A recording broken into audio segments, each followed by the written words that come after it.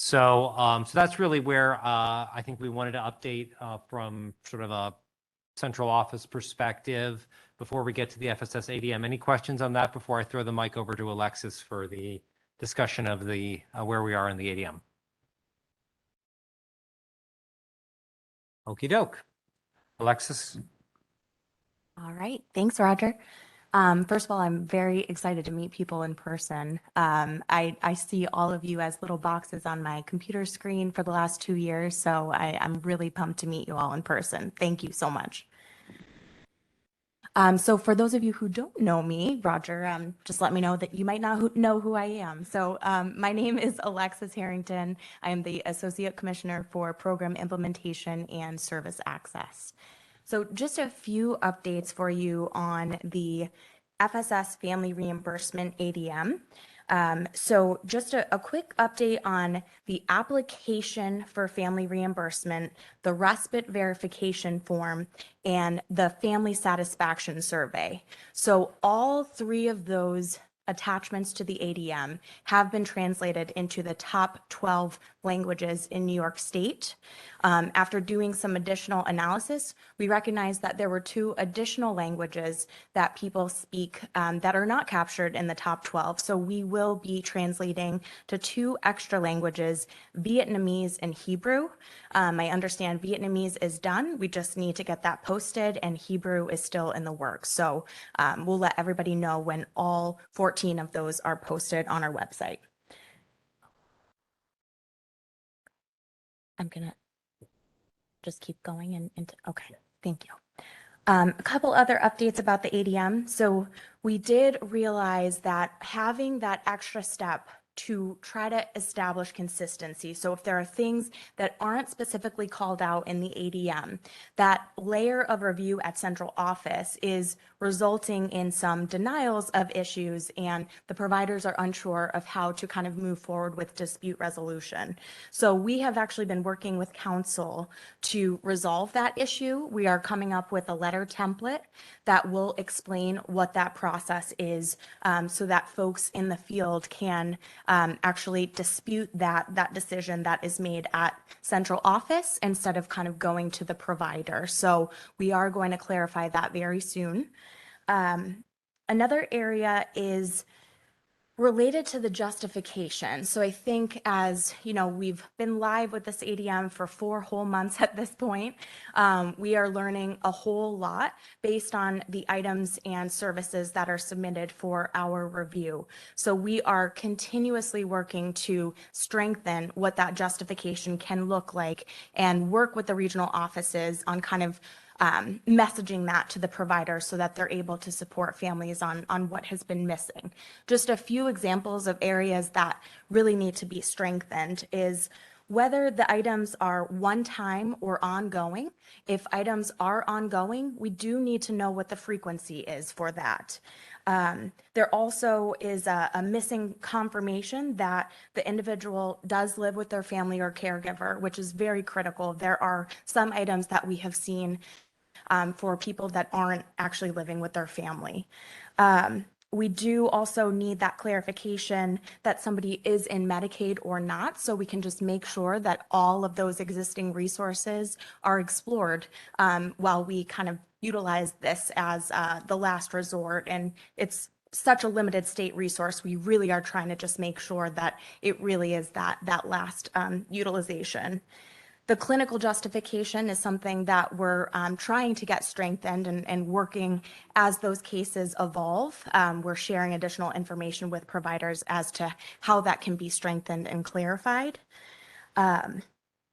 Another thing is related to the items truly being the most cost-effective option.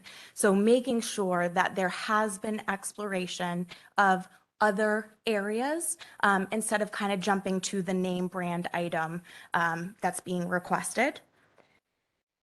And then just making sure that the alternative funding sources have been explored. And this is something that we're going to really work with the CCOs on, because to the extent where the care managers are submitting the request for these, we're kind of using this as a training opportunity to them as well and telling them, hey, just so you know, when this item comes in, X, Y, and Z is a local resource that you need to explore before seeking FSS as a limited resource. So again, these are expected growing pains, but we are taking it as an opportunity to train and educate people in the field at the same time. And we also understand that there was a survey of the ADM completed that Chris will speak about. So, like I said, with this ADM being live for 4 whole months, once we really have a full contract year, and that's, at this point in time, we don't even have half of New York City contract year, and we're on the tail end of the rest of state contract year. Once we kind of have that under our belts and really utilize that family satisfaction survey, which was developed in collaboration with all of you, the statewide committee and OPWDD, we really think that survey is going to share a lot of super helpful information for us so we understand where the confusion lies, where clarification is needed. So really when we get to that point where we're evaluating those surveys and even hearing maybe some of the confusion that comes from the survey that Chris presented, a lot of that confusion, inconsistencies, those should subside because we're not waiting for that year point, but this is a constant dialogue that we're going to be having here. So we are definitely looking forward to hearing the initial results with the ADM 4 months old and the continued dialogue about the true experience out there as a result of the ADM. So perhaps if folks have questions on that or comments, I guess share them at this point. I can see, but I can't really read there's a chat, there's an active chat on the virtual. So I don't know if there's an opportunity there for certain panel members who are participating virtually. And Deb, you have your hand up, non-virtual. Yeah. Yeah, hi. I would appreciate that you also do this training for the families. In fact, actually, we should do the same training the CCOs are doing because we also have to help the families understand what is going on and how to do the new way of family reimbursement. Because a lot of families and even the CCOs and the families are so mixed up and so upset that I'm going to be very polite and not say half the words they've been saying to us, but it's a mess. And I really mean this. And I know why you had to fix everything, but there were certain things you could have done a little differently and should have more of the families involved, truthfully. Thanks, Deb. So we're certainly not perfect and we would not have gotten it all 100% accurate that first time around with the policy, but that's the great thing about policy being a living and breathing thing. When we get the feedback related to how the ADM is impacting folks, we know that the CCOs need additional training. If the ask is that we invite additional folks to that training. Beyond CCOs, you want family members to be invited. We can absolutely look into that scheduling to see if that's what makes sense. But really, it's the responsibility of a care manager to really share that information with the families. They're supposed to be. I'm sorry to interrupt you, but quick. What happens if the family does not have a care manager? You don't have to have a care manager. Is it still that you can't get family support services unless you have a care manager? No. Nope, that's well, not a requirement. Well, then please also say that. That's very important. Yeah, and Deb, that's noted in the ADM, right? I just want to make sure, and this is Abiba Kindo, by the way. I'm the Deputy Commissioner for Service Access Program Implementation and Stakeholder Support. I just want to make sure that as this committee brings forward specific concerns that we're able to take back, that we specify the exact areas that require clarification. Hearing more broadly that people are concerned about items without specifying those items makes it really difficult for us to take that feedback back and make the adjustments. So whether that's through Chris or shared with us more broadly, I would just ask that we provide specifics around the areas that need to be clarified. We can certainly, we can certainly work on that, Abiba. There we go. Hello?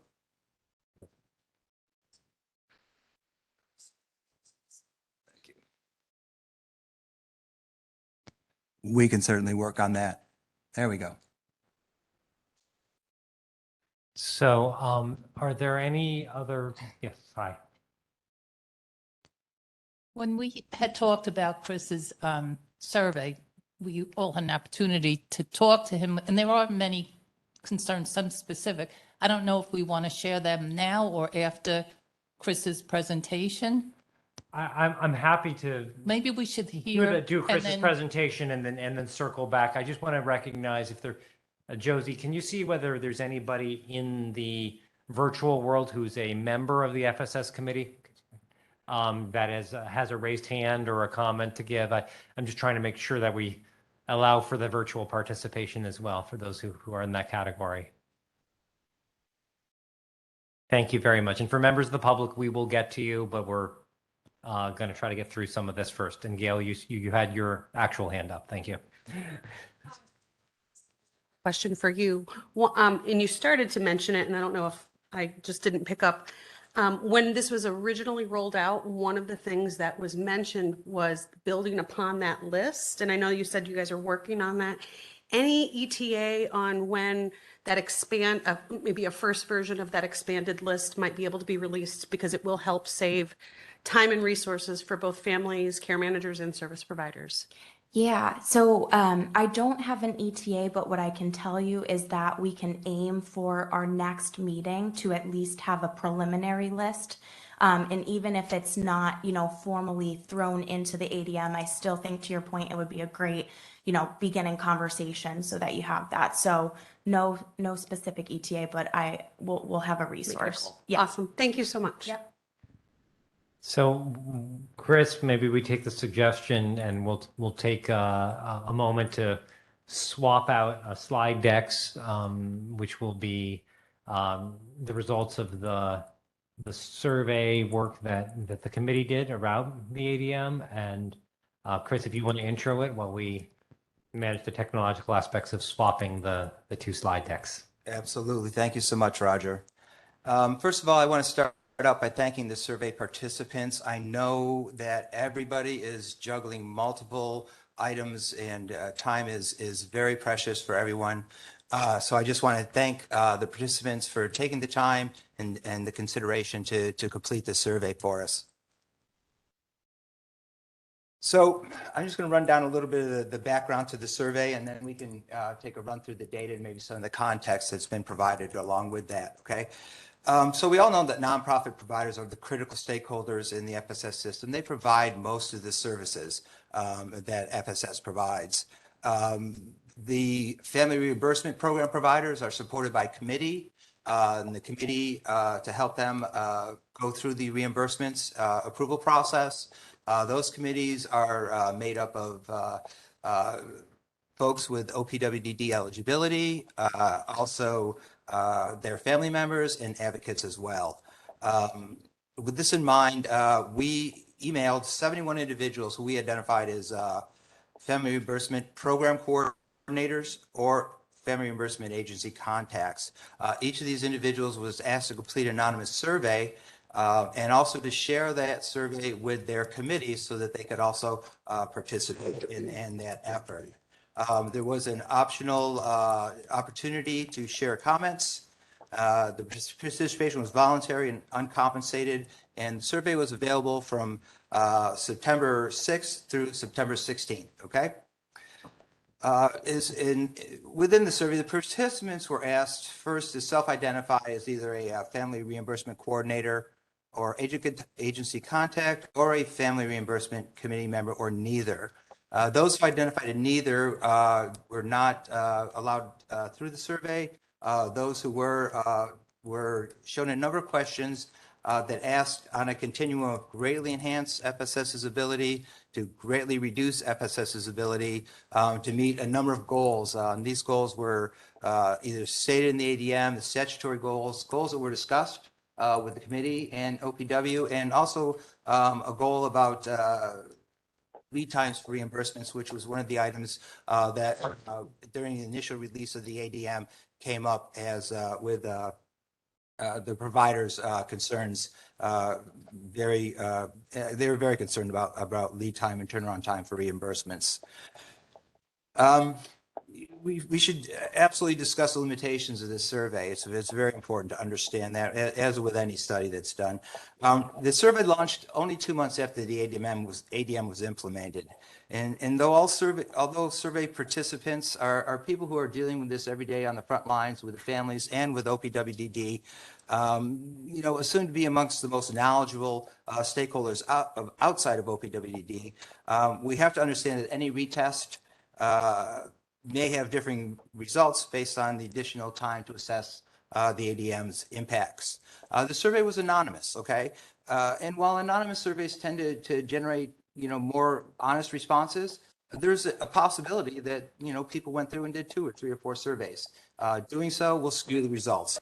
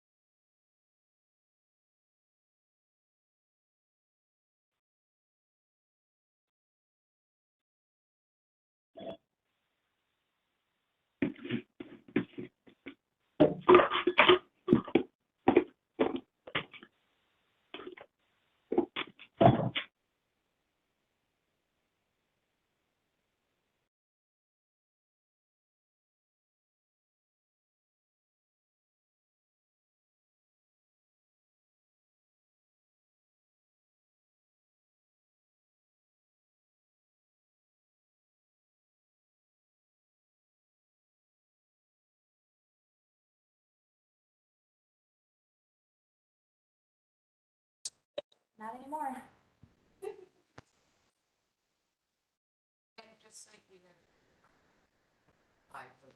Pick up where I left off then? Okay. So as far as the results, like I said, we didn't do a sophisticated statistical analysis. We just kind of looked at raw numbers and a percentage. On a raw number basis, it turns out that more participants thought we were either going to reduce or greatly reduce FSS's ability to meet these goals as opposed to enhance or greatly enhance those.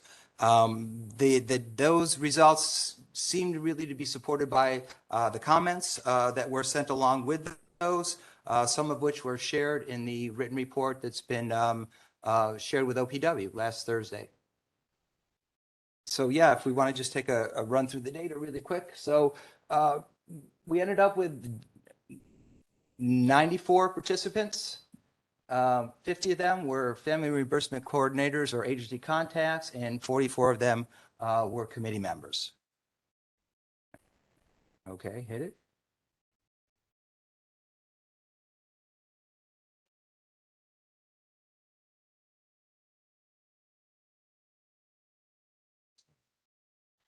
There you go. So the first question was, how will ADM impact FSS's ability to serve more people? This is important because OPW continues to be faced with the increasing demand for services, including a notable increase in demand for services from those under the age of 21.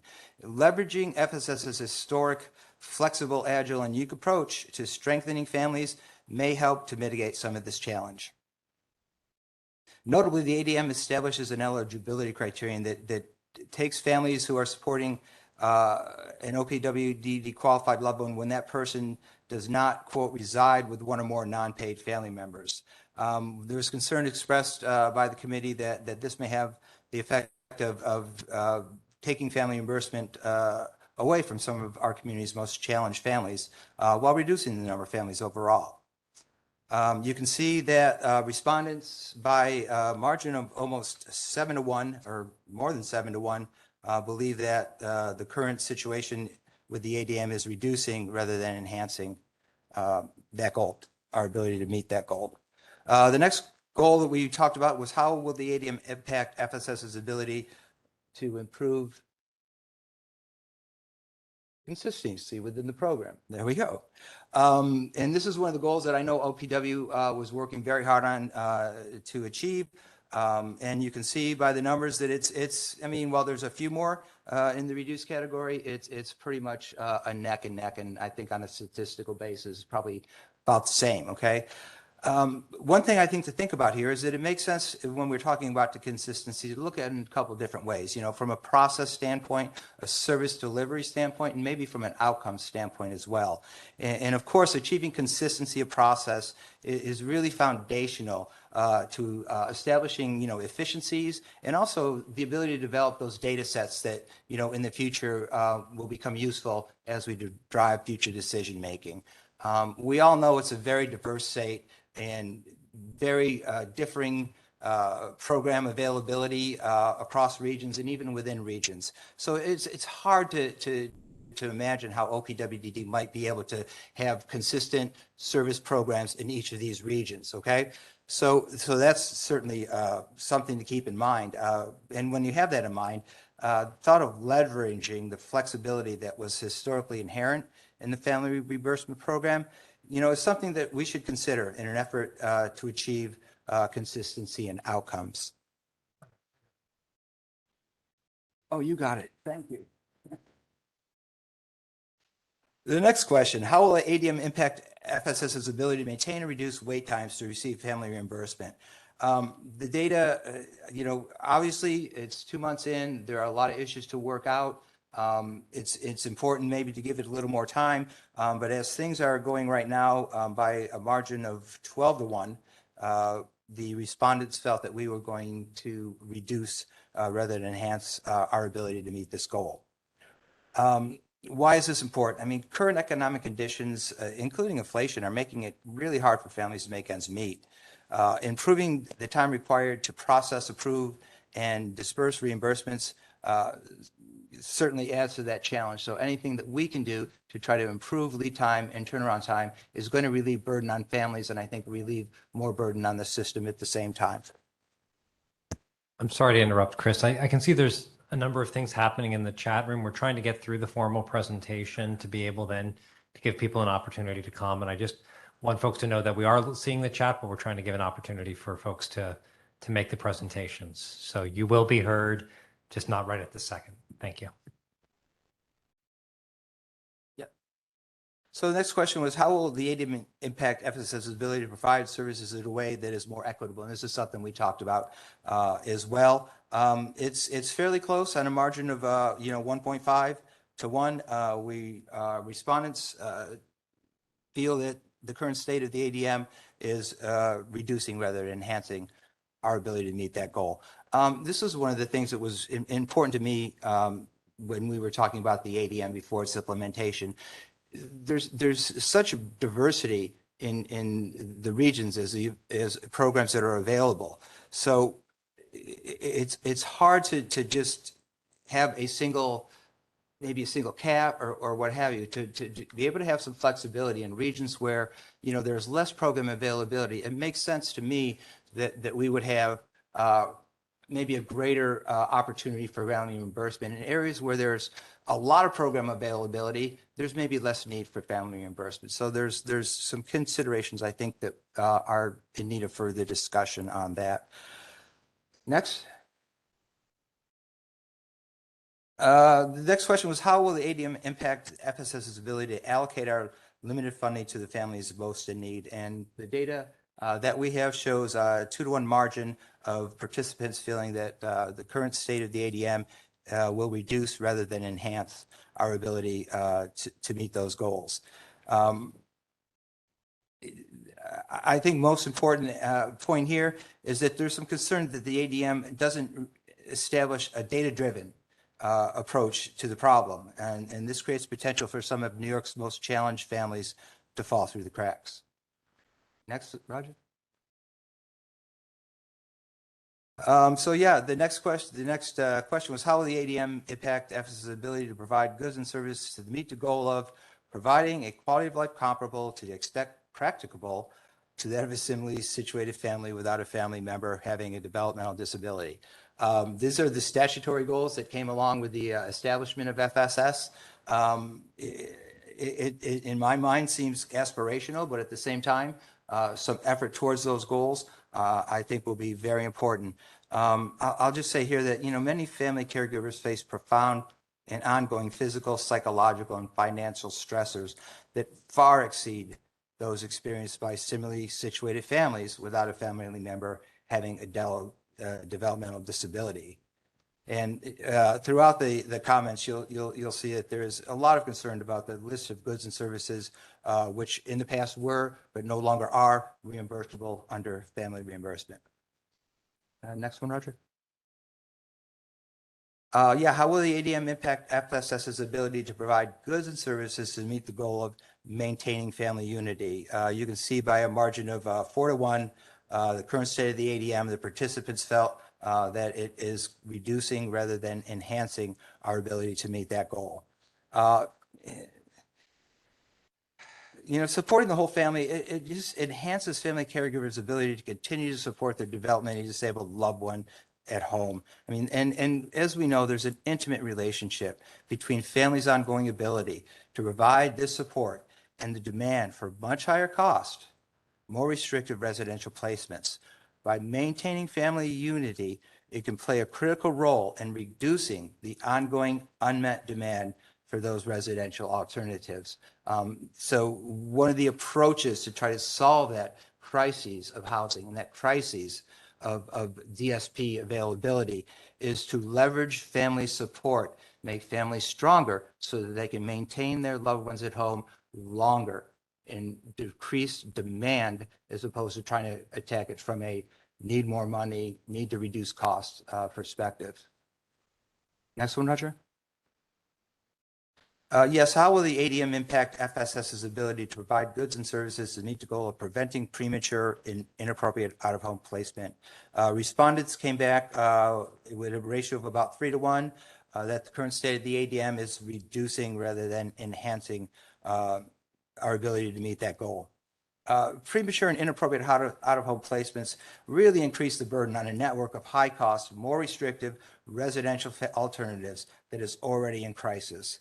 And there's also been a lot of concern voiced that the once per lifetime limit on reimbursements for items such as rent, mortgage, utility payments, food, emergency respite may, serve to degrade our ability further to serve this goal. Next.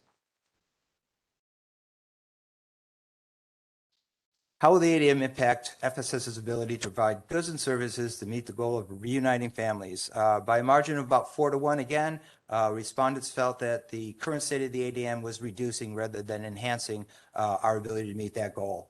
And this is along the same lines of keeping families together, relieves the burden on the system of higher cost, more restrictive residential placements.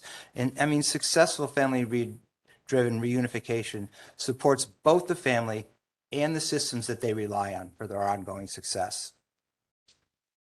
Next, how will the ADM impact FSS's ability to provide goods and services to meet the goal of enhancing parenting skills?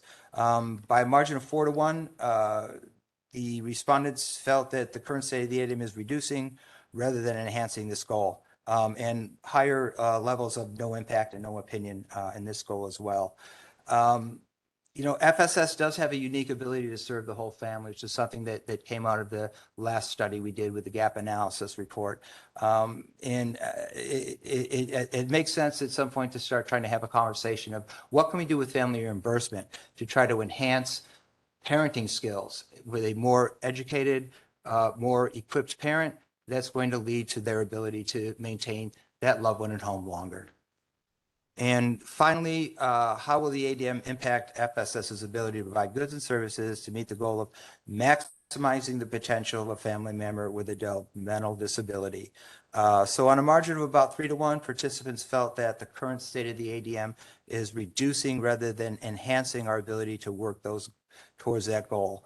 Maximizing the potential of a family member with a developmental disability, it's really a lifelong endeavor. It really can be. But as the family member's potential is enhanced, the entire family benefits because the strain of that family is lessened. This leads to a more stable, more sustainable home environment, and this stability in turn serves to support the system as a whole. So that's a run through the data and some of the the context that I put together with it. It makes sense, I think, to maybe look at a 6-month retest after 6 months in and try to maybe work together with OPWD to develop a more robust list and a more accurate list that we can work with and try to gather a larger data set. And I think it also makes sense to try to work together to develop a survey that can reach out and connect with families so that we can organize that information from the families as well. And so thank you so much for your time, and I appreciate your consideration of the report. So it's very appreciated. Maybe we can end the slideshow on the PowerPoint so that folks can see that. And Yeah, I guess to the members of the committee, I don't know if there are comments. Yeah, I did want to say that Kathy Noack was going to maybe lead a few of the members in some comments on that. Wonderful. Thank you. Thank you, Kathy. Sure. You mentioned that there were comments on the WebEx, and I'm sure it may be lighting up. I really think what we have to do is meet with the providers, have a provider meeting, meet maybe with the care manager or separately to really discuss the issues. I have one example. A care manager assisted a family to fill out an application that required clothing because the child chews, drags his knees on the floor, and rips his clothing. So in the ADM on page 9, it talks about when justification is needed. And it did say, and I'm doing this from my memory, that you needed to have it in the person's life plan. It was specific to the clothing. And then in parens, it said, and a clinical justification as directed by the DDRO. So everything was prepared, submitted. It's a lot of work. Let's face it. It's a lot of work to even just include something like that in a life plan. And by the time it got to the DDRO, they kicked it back and said, you need a pediatrician to fill out a justification.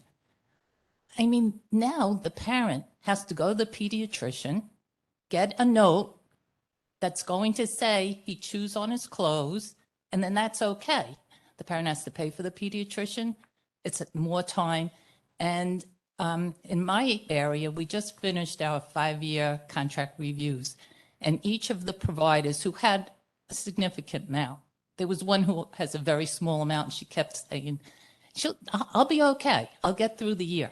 The other ones who have a larger contract are afraid they're not going to be able to meet the needs of all Staten Islanders and use all their money and then lose it next year. So unless, I think that's something to think forward, not to be so happy to take the money back, given that there are issues throughout the process, I do agree with Deborah, there are parents who will rely on a care manager 100%, and the care manager's running around getting all the documentation. But if the parent doesn't even know the process where they can help and, whether it's the receipts or they have to understand their role in it because they do have a role in it. But that was just one instance. And our local family support person was going to go back to our DDRO to talk about the agency's responses and not being able to fulfill their contract by next June. And I think that might be something you might want to look at, even just quickly. How much has been spent in the first quarter? We're already now into our first quarter downstate. How much has been spent? What are the struggles? So that I'll kick that off. And I'm sure I'll come up with a couple other things that I was hearing. But we're Mary McGuire. Thanks, Kathy. And just because you said that, how much has been spent? We started our first quarter with the ADM, and it's very sad to say that we're not supporting families whatsoever, basically. There's agencies, one big agency who has a family support contract. They issued checks for 2 camp reimbursements. They sent back 6 applications because they weren't filled out according to the ADM guidelines. There were, that was in Manhattan, another Manhattan Family Support Contract had 0 applications received. When we did our evaluations in Manhattan, we had talked about with all the rules and regulations and things that maybe the agencies weren't going to have the time and the personnel to actually do all the work required to just fill out an application and get it approved. And then one of the agencies said, no, that's not going to be the problem because no one's applying. So you're going to have one of two things. You're going to have an application that's there to support families, or you're going to tell parents so much that they're not eligible for things anymore, that they will not even fill out an application because they can't even go get clothing or an activity service because they don't know if it's the cheapest, and if it's already spent, it's not money they're going to be reimbursed. If it's, a pair of shoes that a child doesn't need to tieless shoes, right? They said that's not in regards to a disability, but it makes a child with a disability an independent dresser.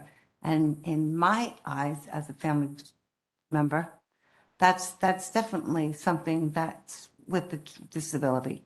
Them going to camp and losing their clothing, they don't understand that they brought a winter coat to camp, and so things like that you, or what Chris was basically saying was, will the ADM impact the FSS ability to help families? And it was more greatly reducing it than helping them. So it's very sad. There was another case I heard from a provider in the central area. And the family requested for some assistance in paying for a ramp repair on their van. There was no other means, but the answer was, no, we can't repair the ramp because you own a car and families own cars, and their responsibility is to repair their own cars. And I don't think I misunderstood her. I will come back to you if I did. She will know, you know her. I'll have her call you. But that's not the regular car. It's a car with a ramp that they need that.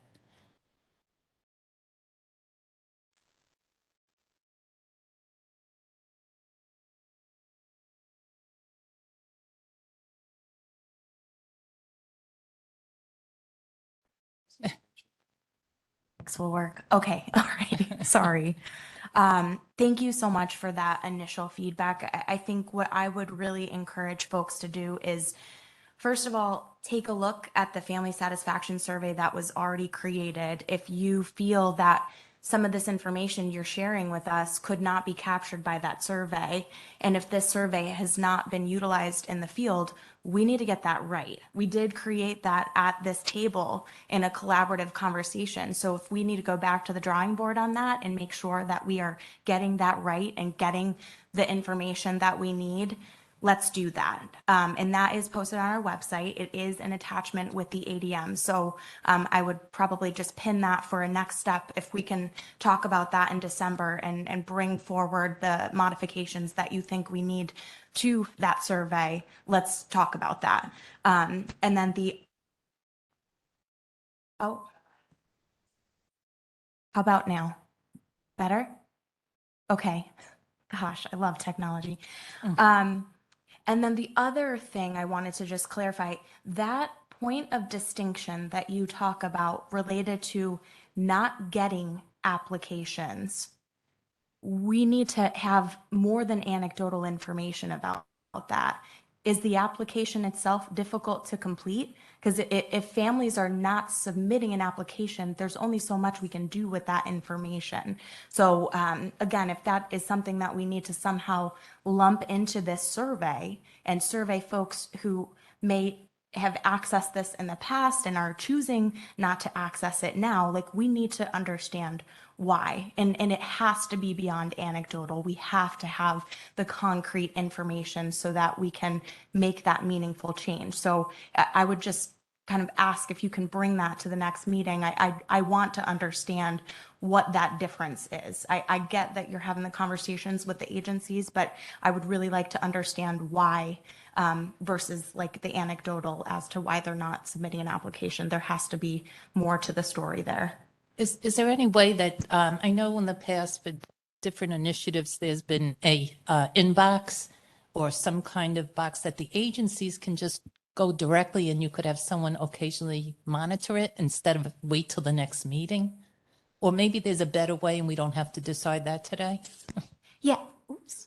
Let's bring that back. I'm all about efficiency, so let's just kind of talk about that and then land on something between the meetings to see what makes the most sense. Sure. And now Tina, I think, has something to say from the Bronx.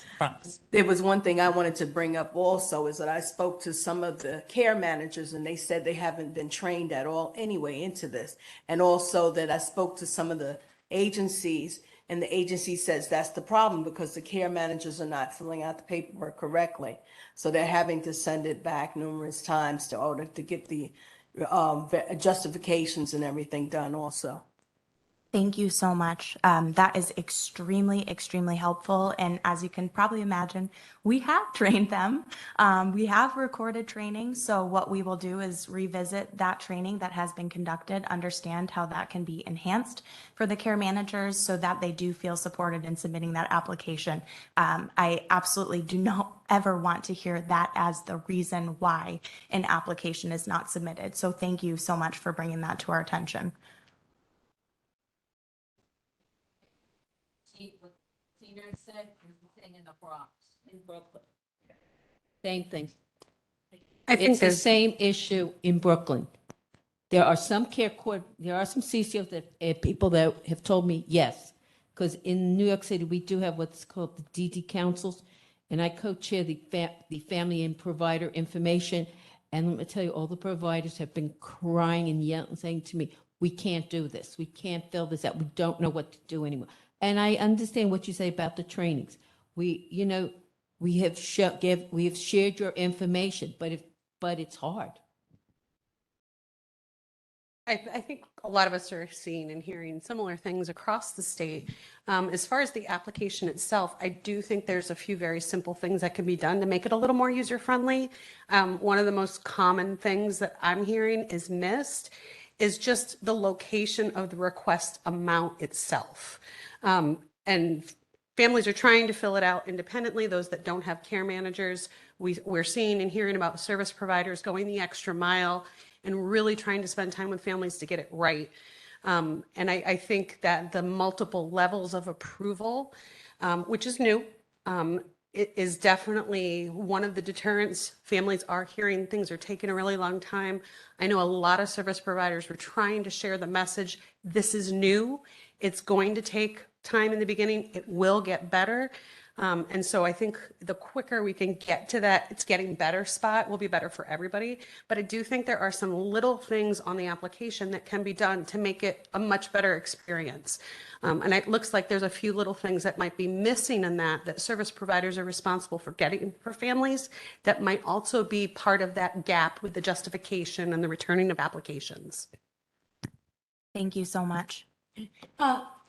I have one problem processing the idea of that there's a one-time emergency funding. So say you have a 21-year-old who's experiencing homelessness or something traumatic that they need to have that emergency funding for. He has an entire lifetime where he won't be able to have that. I would like to see if there's like a limit, like one time in 5 years or one time in 7 years, instead of having it labeled as just a one-time emergency and then we're not going to help you anymore. Yeah, I think that's something we can certainly take back. The one thing that we just have to remember is that FSS is not the end all be all. For your example related to homelessness, there are so many other resources that will need to be explored at the local level. FSS really needs to be that support when you aren't able to access those other local resources. resources. So definitely we'll take it back. But I think to your point about the homelessness example, it just goes to show how much additional education about those true local resources that exist that really needs to occur. That's true, but yeah. there's a lot of things, other things that people would need assistance with. And being like as young as like 21 years old and thinking that when they're in their 40s, they're not going to get any assistance for emergency funding. It's unreasonable. I think there should be some kind of term there, the saying 5 or 7 years. That would be more reasonable instead of just the one-time emergency and you're cut off from us. Thank you. We can definitely take that back. Thanks. Thank you. Could I jump in just real quick here? And I just wanted to reinforce what Deb is talking about, and I think Kathy and others have mentioned as well, is this idea of the family participation. Families are incredibly strong. They exhibit an amazing, almost unreal amount of fortitude. And they are highly motivated as well. So I, for one thing, truly believe that if we can include families in the policy decisions, include families in the trainings, that they can pick up a lot of the off-fall that we see that may not being picked up by a CCO who's, extremely overworked or whatever else it might be. I just think the more that we can do to engage, involve, and educate families, that they will step up and try to do what they can to contribute to filling the gap. Okay, they don't want to just take. Families want to participate in the success of this system, and I think we really need to give them the opportunity to do that. Chris, sorry, it's Abiba. I just had a follow-up question to that. Have you all been reviewing the ADM, its tenants, the application, et cetera, at your local council meetings with families? And are they finding that helpful as an additional layer?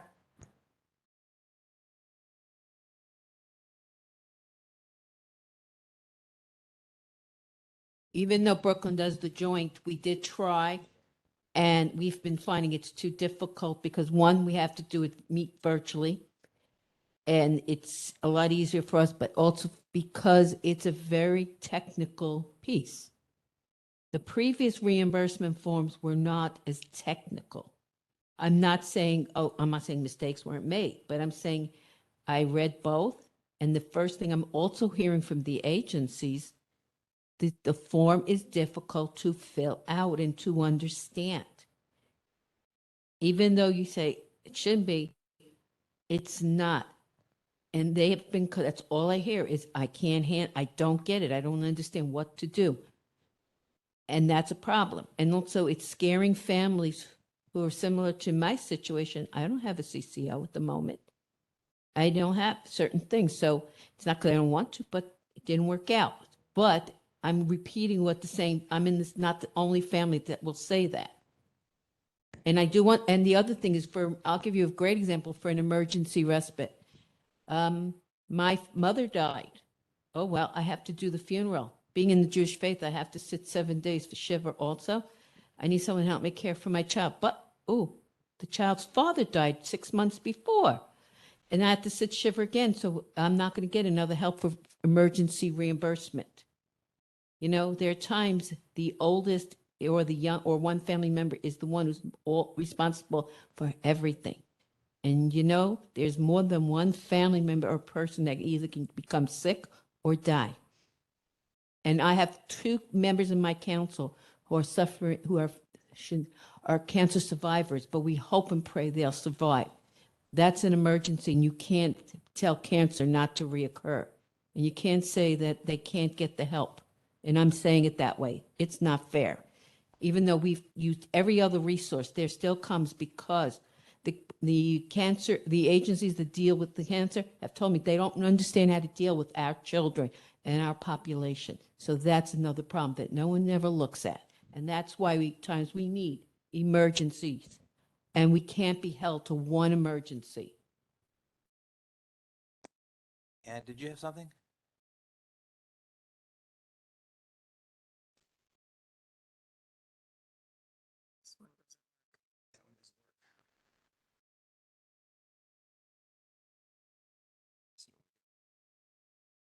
Hi. May I? This is Aliyah. Hi. Can you hear me, please? Yes. Okay. So, I think Abiba said or Alexa said that, you were going to have a brand and generic variation when any individual is going to apply for FSS funding, which makes sense. I would take it a little bit further. I've just, for the sake of getting a response from either of our OPWDD hierarchies, that I think it should be very clear to the FSS coordinators as well as the families to understand eligibility and medical necessity. Medical necessity and eligibility are totally two different things.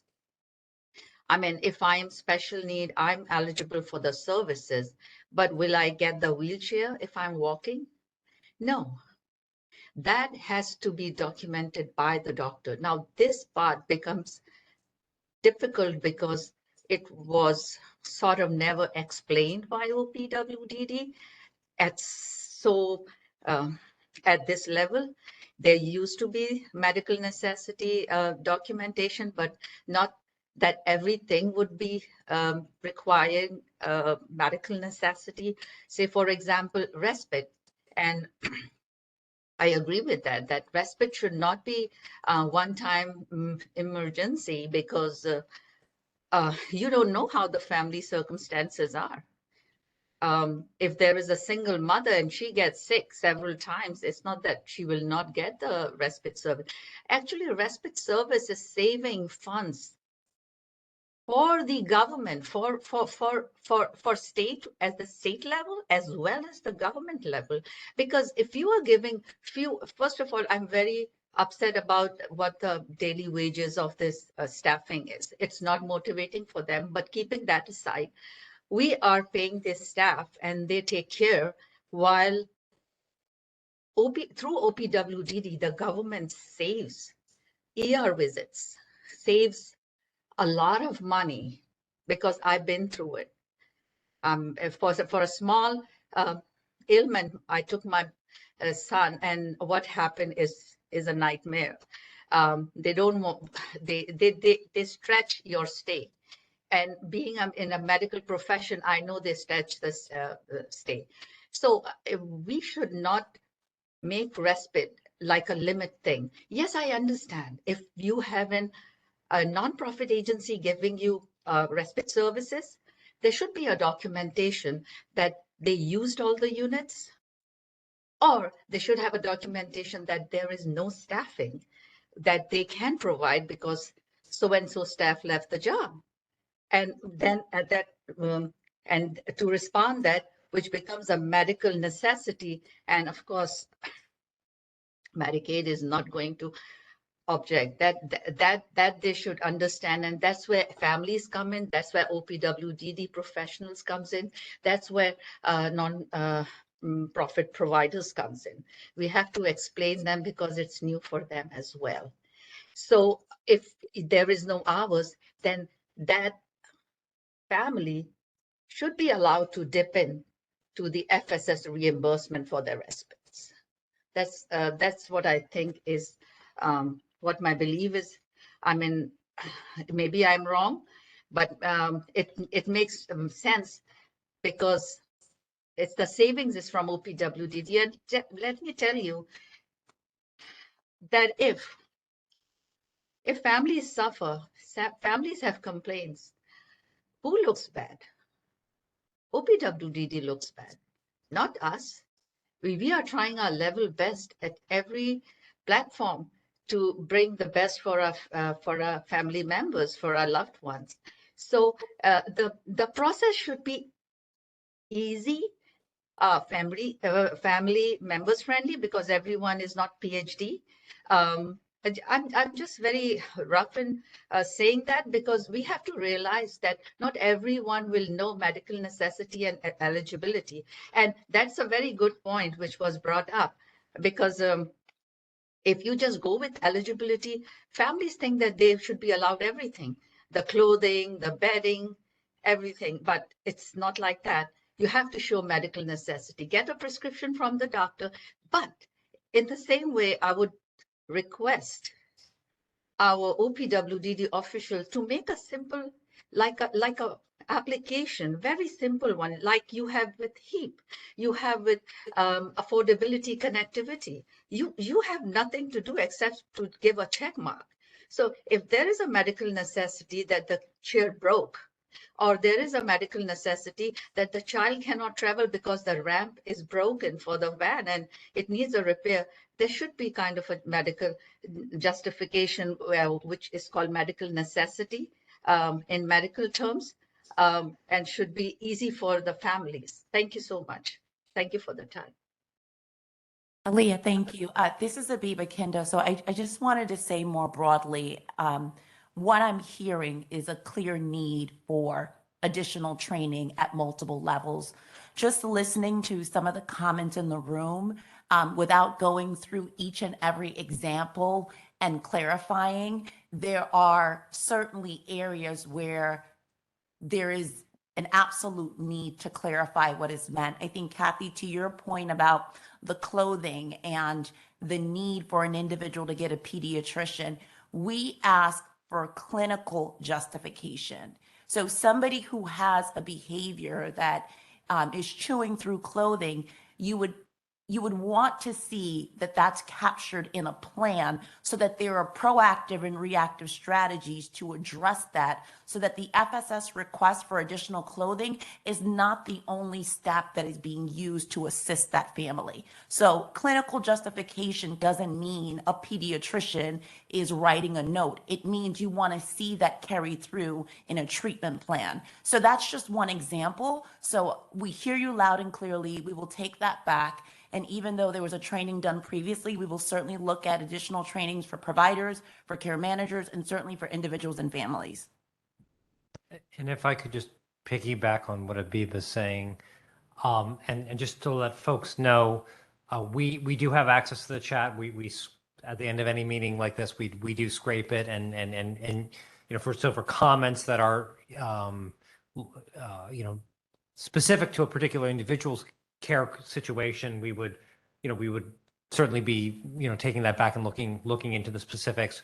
For those that are germane to this particular the ADM or the family reimbursement policy, that's also something we can consider. So we are seeing that. I wonder from a time standpoint whether I don't know do we have any raised hands within the no, we do not. So let me just give a beat for just a say. If folks who if you've made your comment and it's complete within the writing in the chat, it's not necessary, I think, to verbalize it. We see it, we will consider it. Thank you. But if there's something to verbalize, if you would raise your hand in the next little bit so we can see that, so we can kind of plan out so that we make sure your voices are able to be heard in this discussion. Similarly, there's a limited number of people in attendance personally. If you wouldn't mind, just if you plan to speak publicly, getting yourself on that list. I just want to make sure we don't get to the end of time and have people not able to participate if they've made the time. So just with that slight interruption, I'll throw it back to Mary. Just one quick comment. I appreciate your recognizing the need for more training, but also I would hope that you might also recognize a need for some revision. Yeah, I think the tenor of this is, and there's sort of a push-pull here, right, in the sense of the ADM hasn't been out very long, and I think when Chris prefaced his remarks about the survey, it was to say that it's very preliminary, and I'm seeing some of the comments in the chat room are saying, with the process times, we may not have a lot to go on just yet in terms of where are things more effective and where are they less effective, right? Because there's probably a mix of both. And so I think the idea would be to see, to collect this information. I think there was mention of additional surveying. I could see in the chat room some folks who would have liked to have participated in a survey if they had known there was a survey to participate in. So to take that opportunity to, define a reasonable timeline, how's it going, and then to look to make, necessary improvements in the document. I think we are hearing as well, broadly speaking within the family reimbursement program, there's a tension between simplicity and making sure the expenses are appropriate, right? There's always going to be that tension, so you have to strike that ground. So I think that's what's trying to be straddled in this discussion. But I think the spirit is to take the comments back from you all, from the those who may be participating, from surveys either that have happened or that may be happening, and then to try to say, in the new year, let's say, where are we at? What should be improved, changed, amended, et cetera? What should be maintained? And then go from that perspective. So sort of a continuous learning cycle, I think would be the idea. Fair? Yeah, I think Anne. If it's okay.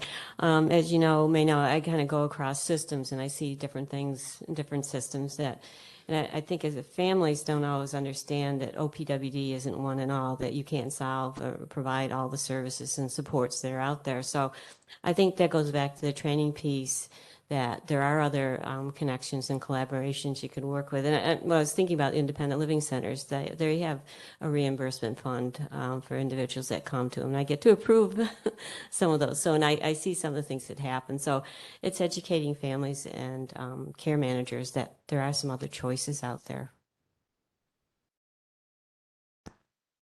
Thank you. So Aaliyah? Hi. So I am very concerned because the fact is that when last time Abiba brought this up, there's the 3,000 is maximum, and it would be like applying through one agency, and that one agency would be able to provide all these services. And if they don't have, you can move on to the other one. My question is, if that is the case, would there be any max on any items like clothing, like camping, or is like a family can apply any amount on any item till it runs out of 3,000 for the yearly spending?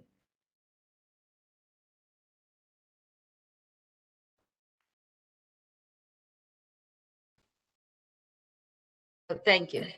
Thank you, Aaliyah. We will definitely bring that back and we can absolutely make sure to clarify in that training about when folks need that additional approval at the regional office level before kind of getting that reimbursement from multiple agencies. We actually understand that there are certain providers that may only deliver one component of family reimbursement. And so we absolutely understand that some families do need to go to multiple agencies, which we did create that flexibility in the ADM. So if additional clarification is needed there, we can absolutely address that. Yeah, so a lot of great comments. We're kind of going long on this subject right now. I think if we can wrap on this and pick it up from there, that'd be great.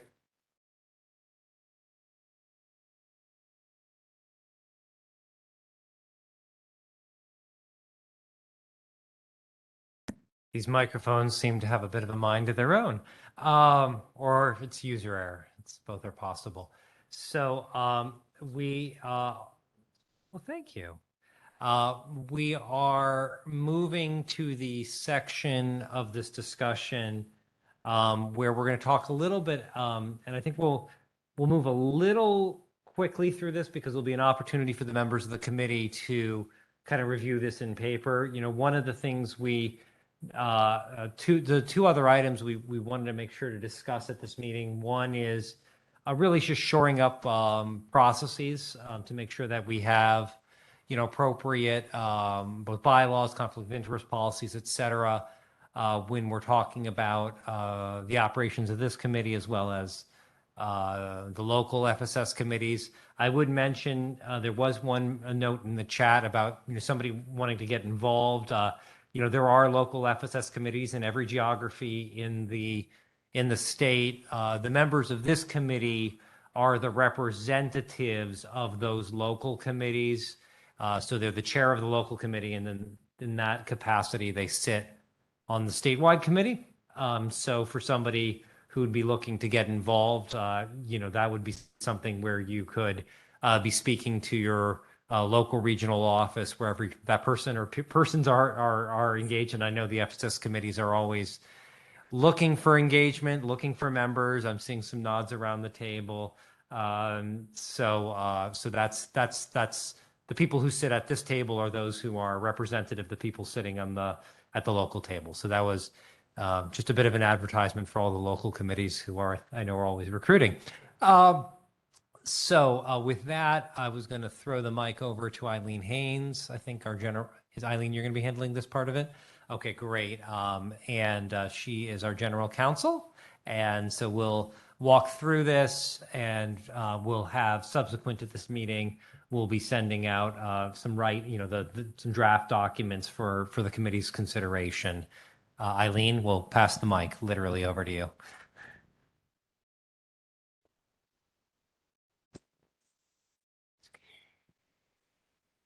Thank you, Roger. So I'll be very quick because people don't like to hear from lawyers too often. So as Roger mentioned, I'm Eileen Haynes. I'm the general counsel for the agency. And I just wanted to briefly go through the bylaws that we've drafted for this organization that as Roger said, you'll be getting a written version of this document. Our office has been working with Chris to kind of develop this, and it's our hope that we could wrap this up as well as any outstanding conflict of interest issues by the end of the year, so we can get going on the work of the local committees and on this committee. So it's my understanding that you folks have adopted a conflict of interest policy and that you're in the process of signing and acknowledging that policy, as well as sending in your disclosure forms. And my understanding is that those are hopefully to be in by the beginning of next month. Or that's our aspirational goal. You say we have adopted.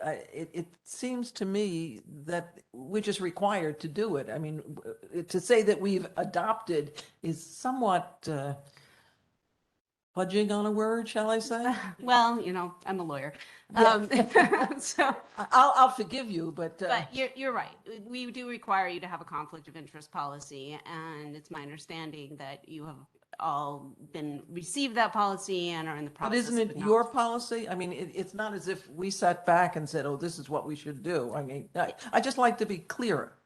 It's a policy that we developed with the assistance of Chris for your organization that follows the public officers law and the requirements of New York State ethics. So that's where we get the information for that policy. I just feel I have to say that I have no problem, establishing that I have no conflict of interest. However, being on this committee in itself is a conflict of interest because we're all advocates. That's why we're here. And the language it's very difficult to put one thing aside, if you're having a discussion at the local council about a particular agency, in all likelihood, 5 or 6 members on that council receive services from that agency. I would just like that recognized that, we're here as advocates, and many of us belong to multiple organizations. Some of us have been doing this since our own birth, I think, which for some of us is a very long time. Yeah, can I jump in just a second? Sure. So yeah, I think there's 2 things that are going on with this. I think one of the things is that we want to try to get a uniform policy throughout FSS. Right now, it's a fragmented group of different policies. Everybody's been filling out COIs, or maybe most have been filling out COIs. But in any case, we want to try to have a standardized COI so that everybody has the same expectations and understandings of what goes on with that. I did have a discussion with Mary Beth Babcock, Deputy Counsel for Public Policy and Procedures. Is that right? and discussed that point with her. And really came away from that meeting with the understanding that OPW understands that part of what we do is collaborate with people. It's within the nature, as you say, Mary, of what we do. It's not something that we can separate. And I think they recognize that that's something that goes on. We discussed this kind of hybrid idea of rather than recusing yourself every time one of those instances comes up, participate in that discussion, because that information is critically important for us to be able to do our job. And maybe if the relationship is close, or it's a family member, whatever, refrain from voting on it, but to participate in that kind of discussion. So I think that's kind of the practical side of I think what you were raising. And I had the same concerns, which is why I wanted to speak with her. So if I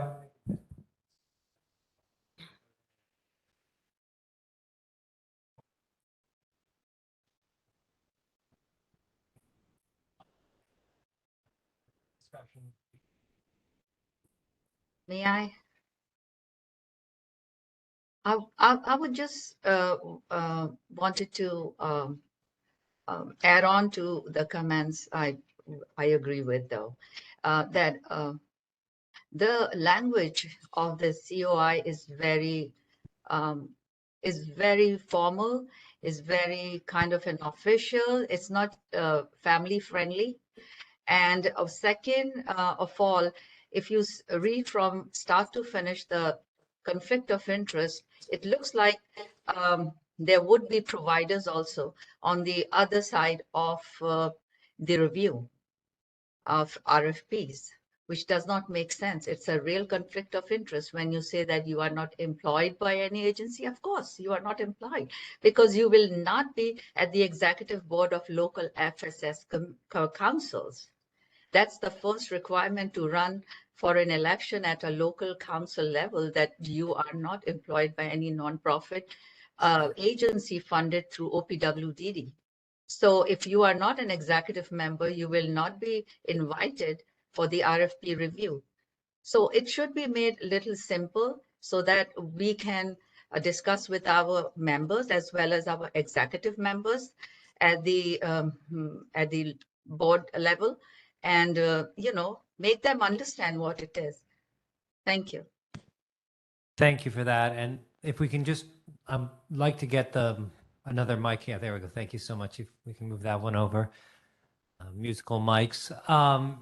So I think it would be helpful for Eileen to be able to walk through some of these slides, and then we can come back to the discussion with everybody having the same base of information. Thanks. Is that, okay, there we go. So really, these slides really focus on the bylaws, but we can certainly discuss the other matters as well. So the first slide is, what is the purpose of having a bylaws? And the purpose of the bylaws is to guide the committee's actions and decisions, to provide consistency in governance and practice. Bylaws can prevent or resolve conflicts or disagreements among the group, and they can protect the committee from potential problems by outlining rules around leadership roles and members' rights and expectations. In addition, they provide some governance to this agency that, is a steward of taxpayer dollars. So the first article of the bylaws is just the statewide membership. Sorry. There we go. And this membership is really created pursuant to mental hygiene laws, section 1305 and section 4143. And as you know, memberships consists of members selected by the commissioner for Office for People with Developmental Disabilities. Members should include persons with intellectual or developmental disabilities, family members of persons with intellectual or developmental disabilities who are living at home, professionals, and others with an interest in the care of intellectual and developmental, of individuals with intellectual and developmental disabilities. We look to have the majority of the committee members to be family members of folks with developmental disabilities. The membership provides that committee members should serve no more than 2 3-year terms. And compensation is not given to members of the Family Support Services Committee for their services, but members are reimbursed for all reasonable expenses incurred in the performance of their duties. Next slide. So the officers of the FSS committee are the chair and the vice chair. These officers are chosen every other year by a majority vote of the members. The members should elect the officers at the last quarterly meeting of whatever particular year that is. Any statewide council member may be nominated for these positions. Nominations should be called for and made to the existing chair or vice chair 30 days before the last quarterly meeting. Nominees should be placed on a ballot from which the statewide council members can vote. If any election results in a tie, the outgoing chair shall draw lots to determine the winner of the office. The chair and the vice chair shall each serve a 2-year term, and all officers shall continue to serve until their successor is elected and qualified. No member may serve as chair or vice chair for more than 2 consecutive terms. The officer duties, the chair obviously presides at all meetings of the committee at which he or she is present. The chair shall also perform any other duties as may be assigned from time to time by the committee. The vice chair acts when the chair is absent, lacks the capacity to act, or if the office of the chair is vacant. On such occasions, the vice chair shall preside at all meetings of the committee and shall perform the duties and exercise the powers of the chair, subject to the right of the committee from time to time to extend or confine such powers and duties or to assign them to others. The vice chair obviously shall also have such powers and duties as may be assigned by the committee or by the chair. Next slide, Ryder. Article 3 discuss the mission and responsibilities and duties, and these, again, as both Chris and Roger mentioned, are laid out in section 4143 of the Mental Hygiene Law. The statewide committee's mission is to provide advice and recommendations to the commissioner on the following areas: needs of families caring at home for a family with a developmental disability, family member, policies related to family supports and services, and offering advice on the design and implementation and monitoring of family support services. Statewide FSS committee members act as the liaison between the commissioner and the local advisory councils. They communicate the local council's diverse needs relating to the culture, various diagnoses, levels of need, and age of the family members caring for folks with developmentally disabled disabilities at home. Oh, you went ahead in advance. Okay. So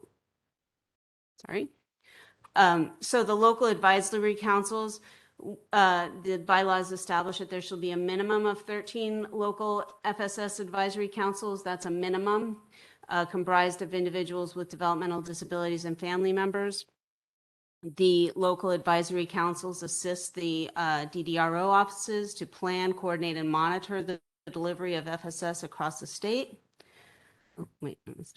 The local councils, also in conjunction with the DDRO FSS coordinators, design and review the FSS request for proposals to determine how allocated funding shall be dispersed. Membership of the local advisory councils, one member from each local advisory council shall serve as a member of the statewide FSS committee. Membership on the local advisory council is open to anyone who has a family member with a developmental disability living with them or a person with developmental disabilities within the local advisory council region. Membership of the local advisory council should reflect the diverse characteristics and needs of the local individuals and families, and there should be a minimum of 5 members for each local advisory council. The meetings of the statewide council, this is Article 5. The statewide FSS committee should meet 4 times, at a minimum of 4 times per calendar year. The meeting calendar should be established in advance. Additional meetings may be called at the request of the commissioner. And if so, the commissioner's office will notify members 2 weeks in advance of any meeting other than the regularly scheduled meeting, so that notice may be provided. Committee members should provide an email address or a mail address for receipt of council notices. The FSS committee has adopted a resolution authorizing its members to appear by video conferencing under extraordinary circumstances, and has established a written policy governing member and public attendance. This is required by the Public Officers Law and allows for some of your members to appear virtually.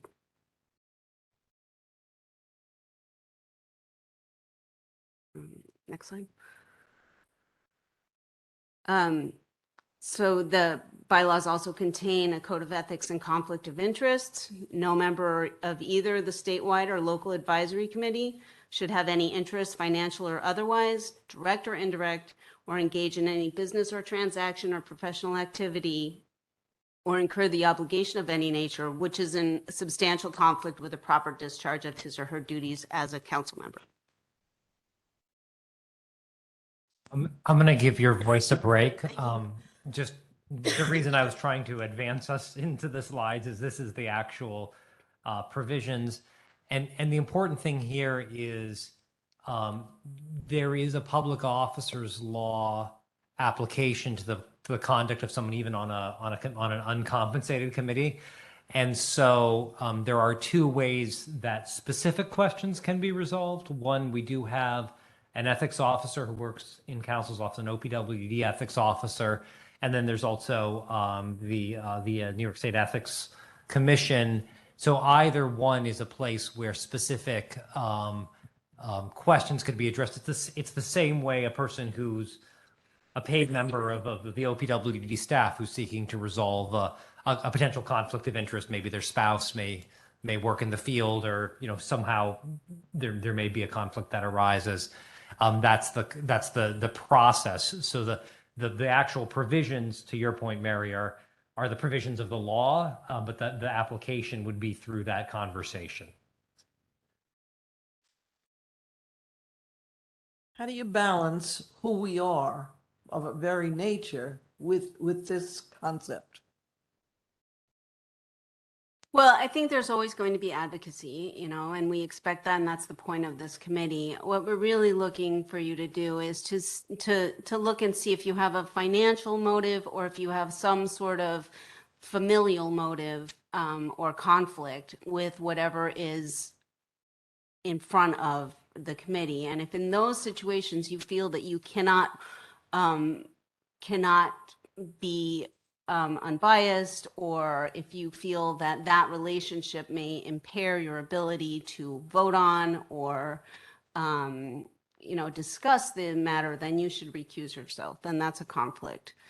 And we have some specific language that describes what a conflict is. Obviously, everybody's going to have some bias and some familiarity with many different issues that might come before the committee.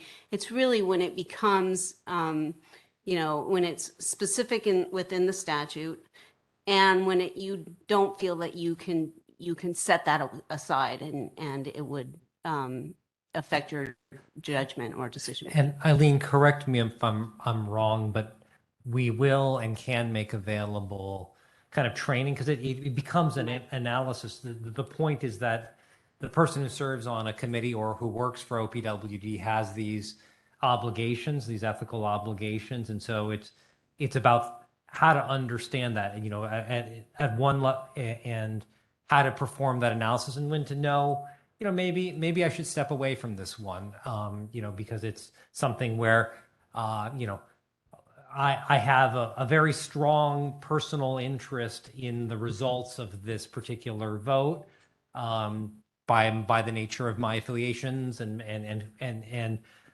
that's to be contrasted with the merit of every person who serves on this committee and every person who serves on the local FSS committee of being intimately familiar with the service system, right? That's sort of the qualifying attribute, right? That somebody's engaged in and in a material way with the system. I think it's, I think what we can do if we haven't done as already is arrange some training. This is not unique to this body, the Developmental Disability Advisory Council. We've had a conflict of interest policy in place for several years. We have offered training. I believe we're going to be doing some additional training because we have some new members who've joined. There's been some turnover in that body. Later this year, we could probably do that outside the context of a formal, meeting, because it's about, training you all and making sure your responsibilities. So that's something that I think would be helpful potentially in making sure that, everybody's understanding the do's and the don'ts. I don't know if that would be helpful. Yeah. I think we should be renamed the Office of Training. Roger, if I may, one of the things that I found really helpful in speaking with Attorney Babcock on this matter is to bring specific concrete examples forward to her. All right. And I did that for a number of things that I was considering or thinking about, and just wanting to make sure that I was well below the line of anything that we needed to think and worry about, because, I like to sleep at night and not worry about things. And I found it extremely helpful. She was very open and willing to discuss specific examples. And then if we have an understanding of a specific example or two, then we can begin to apply those to other matters. So maybe it would be a good idea, to kind of end when you're ready, and take some of this and start addressing it, in the very near term, so we can get 100%. And just to be clear, Mary Beth Babcock is our chief ethics officer, and so Right. she would be the one, I think, conducting the training as well as. And I'm hesitant to offer specific examples because when I do, then I mess it up and give the wrong advice rather than having the person who's actually tasked in our organization to providing that advice. So let's move quickly through the rest of these, because there's still one other topic, which is the money, which we haven't gotten to yet, and that's a very important question. So I'll try to move us. I think I think that the next slide we can kind of glance through. Yeah. So again, these are just standards by which the committee should conduct themselves. You obviously want to be able to make objective, fair, and impartial recommendations, avoid actual and potential conflicts of interest, which we will provide you some training on. And as Chris mentioned, if you have any questions, you can certainly reach out to our office and we'd be happy to talk to you about that. It's also important to keep information confidential in the context of the committee. And of course, not to use your position to secure any kind of advantage. I really just can't give this up. On the bylaws, bylaws. Basically, it seems like it's a boilerplate bylaws situation. I just have two questions.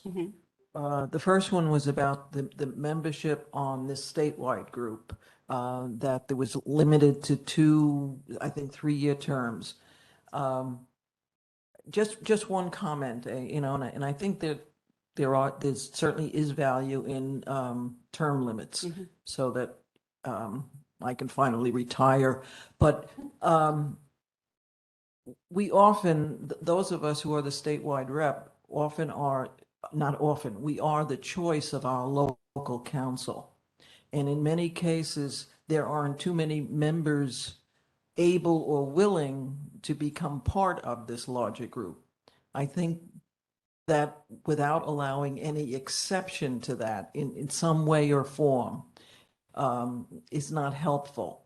The other issue was when you delineated the membership on the local council, it said, if I believe it said those who have a family member at home, but we on our local council have bylaws that also allow for any other interested person, a professional interest, to be part of it.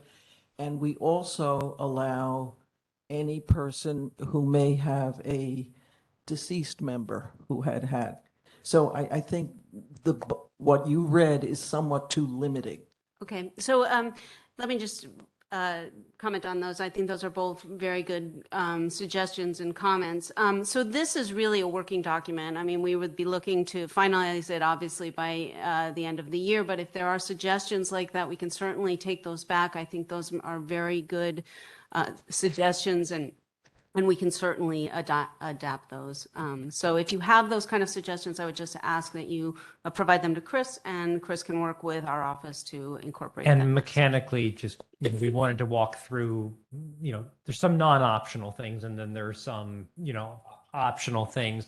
In the next couple of days, we'll circulate the working draft, get some comments. Counsel's office will take care of, the mechanics of that. And then, I think the general standard would we'd be voting on the document at the December. So we want to kind of have a finished document a little bit in advance of that to, make sure people had the proposed, final, and then go forward. So I really want to get to the. I think we can just Money. Go through. We can just skip the last slides. The last one is just the amendment of the bylaws. The slides that we skipped talk about the conflict of interest policy. As I mentioned, we'll be providing you with some more information, and we'll certainly can be providing you with some training on that. The final Article 7 is just the amendment of the bylaws, which can be amended by a majority vote. That was it. So last time we were together as a committee, we talked about newly available funds for RFPs and some discussion of making sure we had an understanding of the monies that will be allocated by region. So Kevin Valencius, you're going to speak, or Christine?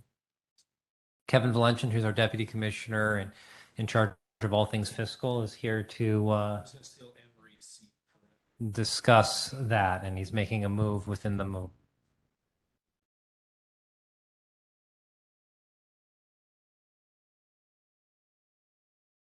All right. Hello. Can everyone hear me? Yep, perfect. Hear that echo? All right, great. Thanks, Roger. All right, so as Roger said, we have one very detailed slide to talk about with you today, providing fiscal update. Roger, yep, if you could advance. We talked last time about identifying about $3.5 million worth of, really additional funding that we would make available to the FSS program. And this is based on a review that Christine and her team had done for the last several years, looking at where we saw underperformance, I would say, in terms of what we spent and where we were able to identify that contracts were being, I would just say, I'm not going to say rescinded, but maybe turned back because of underperformance or, because of during the pandemic providers, ceasing to provide the supports and services that they funded through the contract mechanism before. So again, $3.5 million, and what we had done in terms of a distribution methodology was to really look back at the number of people, living at home in each of our 5 DDRO regions. Anne Marie, I stole your seat. All right. And so what this chart here to the right shows is the allocation of the $3.5 million with the percentage weights for each of the regions that we had identified, again, based on the number of individuals living at home. And that was a unique individual count based on TABS enrollments. And so we kind of compared that against those individuals who did not bill for a residential service. Okay, so this is really a true definition, I think, of people living at home. Sorry, I keep feeling I have to get closer. And so what this really looks at, and so you can see here along the right side, right, we have the 5 RO regions. We have about 50% of the monies, if you just sum them up, going to regions 1, 2, and 3, and 50% going to, the downstate regions 4 and 5. So that's how they, we'd move forward with the, reallocation of these monies or re-RFPing of these monies, over the next several months. I guess I'll just pause there to see if anyone has any questions, or Christine, if there's anything else you want to add. Want to add, Christine? No? Okay. Question. I do have a question. Can you hear me? It's broken down by region, but not by each council. How do you plan on sending out the RFP? Yeah, I mean, that's something that we could look at is, you mean by like DDSO region, right? That's how each council is kind of constructed. So Christine, can we Well, look at? Region 4 is 5 boroughs. Yeah. Yep. So that's something that we can take a look at to share with you. But I mean, I think either, oh, that's a good question. Yeah, Chris? Yeah, I think we need to have an understanding of how that breaks down at the local council level, right? Whether that was done locally in the past, you gave an allocation to the DSO, and that allocation then within that local, region where they had the ability to be more in touch with it and were better able to target it, were given that responsibility to try to make that distribution. That might be one thing to think about. The other thing to think about is, does this account at all for any disparities that we might have seen over the past 3 years with the RFP process on hold, where programs closed, reduced, contracts ended? There, in my mind, maybe one region may have had a much more severe impact from that than another region, and I think that's something that maybe should be thought about at some point to work in the formula there. And then the final question is, back when I started here, we all knew what our region had total money, right? Not just the 3.5, but what the total budget allocation was for each of these regions. Each local council had a concept of what that local council's total budget allocation was. We had an idea of the amount of funding that was under contract in each of those local advisory councils. And we could simply look at the differential between under contract money allocated, and that would tell us how much money do we have in a pool to RFP. And we were able, as in a kind of moving basis, when that allocation, that what we called the unallocated dollars reached a certain point, we could then reach out, survey, talk to providers, do all the work that we need to do to try to identify what are the current unmet needs and how can we address them. Do we have enough money in that unallocated money to make it worthwhile to do that RFP? So can we get back to a place where we understand those numbers? Yeah, I guess I was unaware. I mean, did you guys have reports? I would think that there would be, contracting relationships with each of the councils. Is that not true at this point? Well, I think all the contracts are done, I'm not sure, but, by some localized level, right? But we've been trying to understand what is the overall distribution to, each local council, right?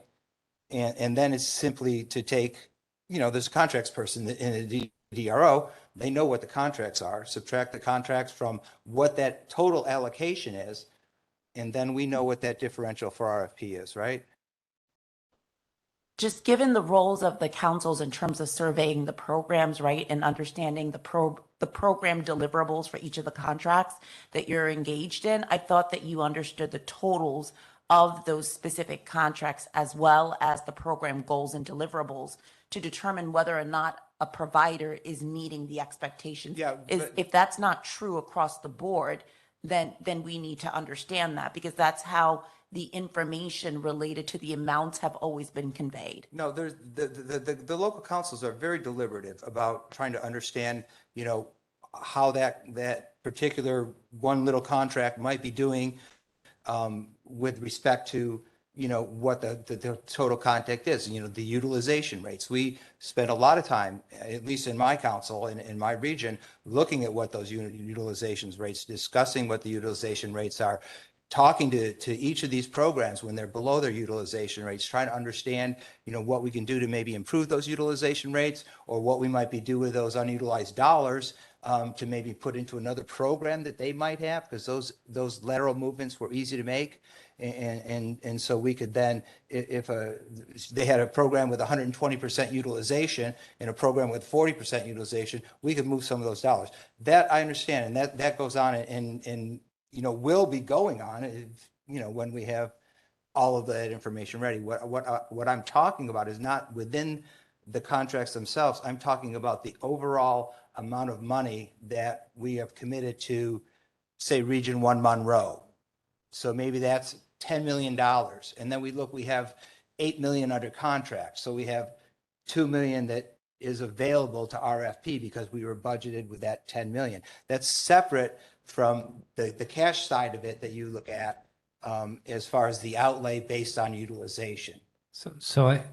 Kevin, correct me if I'm wrong, but I think the approach right now, right, is that you have, just using your example, whatever, X million is currently under contract in a particular region.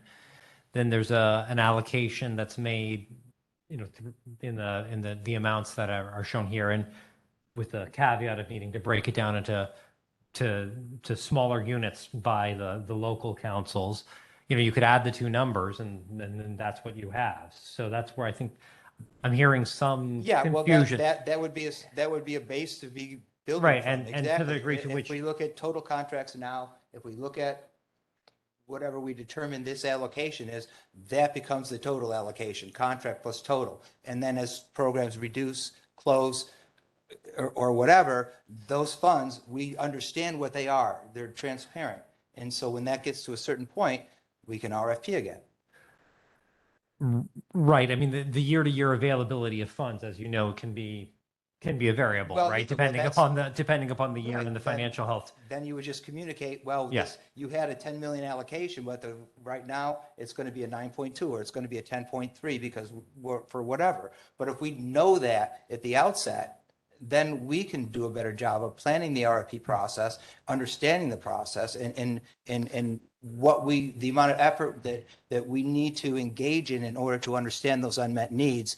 It's a lot of work to do that, and to do that and not know, well, what's that pool of money that's that differential between contract and allocation. Without knowing that's a lot of work that maybe be done for nothing.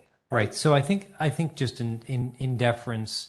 So it sounds like what's needed then is a breakdown, and to the degree to which it's not available, to your point of Eva and Kevin, I think it should be, right, which is, just what's currently being spent in region X, just to not play favorites. Yeah. And then, you could almost put a column next to it, which would be how much, new money is available, predicated on this 3.5 million. And, if you want a third column that adds the two, that's helpful as well. Yeah, but I think that the difference in the way I'm trying to present this is that first column is not money spent. That's money under contract, because all that money is not going to be spent, as we know. Right. So money currently under contract. So it's got to be max, a max contract amount. And then to the point, I do know that, there's, contracts have terms. So they, there's an element of. I mean, we can only take a moment in time look at it. Right.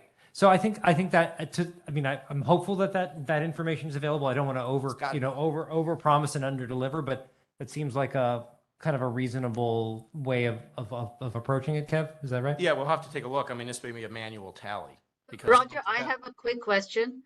I just wanted to know if there is a tap count of individuals residing at homes, at their residences per region. And also we have to consider that agency, when given contract, they have their own limitations. For example, staffing, the geography of the region, where the family members are most at work, 9 to 5.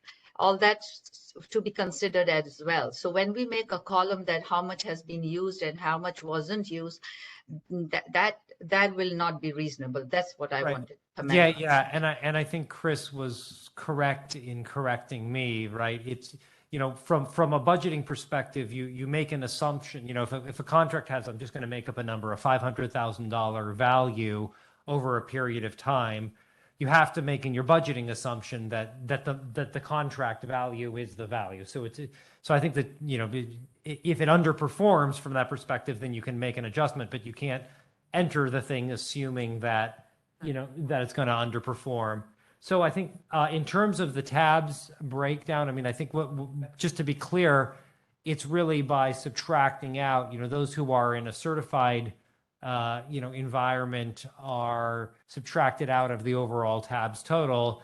And then you can, if you're not in a certified, you're living in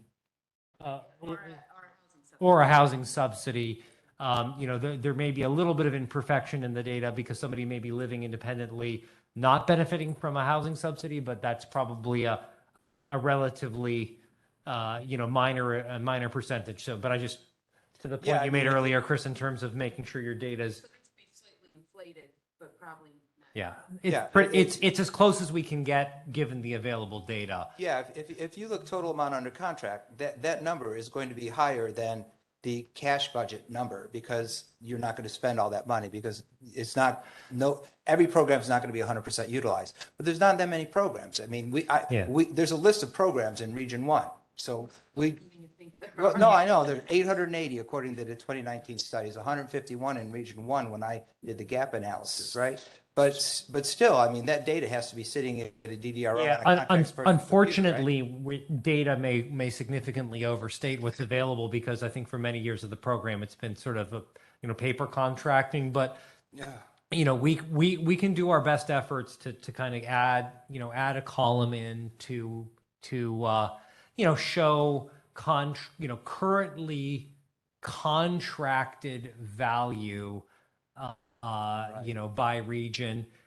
There may be, some indeterminacy, and obviously it's a point in time data because, the contracts that are here now, let's suppose some are going to expire at the end of the year and they may not all be, renewed, right? So that would be, those numbers are going to have some flux. So it would be by its nature a point in time. But right. But let's talk about how we would do that internally. Understand what's being asked. We're a couple minutes over the assigned time, but so I want to kind of make sure we're clear on some next steps and any final comments. Can I? Yeah. One additional on that contract that it ended at the end of that year that you just mentioned, that would historically been money that would become available to re-RFP to that local, right? It wouldn't just disappear. So on that front, I think that we would need to look at that, right? Because it's dependent upon the availability of cash to support a contract. Right. So if contracts are ending, and so that's where there's a as that contract ends, then right. And there's an annual budget, there's an annual amount of cash made available to the agency to spend on all things inclusive of the family support program. The variation is not each individual contract as it ends decreases that top line allocation, right? There's that top line allocation and then everything else flows beneath that. And then the underutilization becomes cash in the bank. Assuming we have a positive budget result from the particular year. Yeah, I mean, there's a lot of context that goes with it, but in its simplest form, that's traditionally, I mean, and you had mentioned you didn't even have a concept of how those initial years ago, how those allocations were made when we discussed it that last meeting. Historically, that's my understanding of how it worked. Gotcha. And it worked well. It worked really well. So why don't we? It sounds to me we've got a couple of pieces of, so see, I'm going to go to next steps. And then in terms of next steps, we will be circulating two things, it sounds like, to the committee. One would be the proposed bylaws.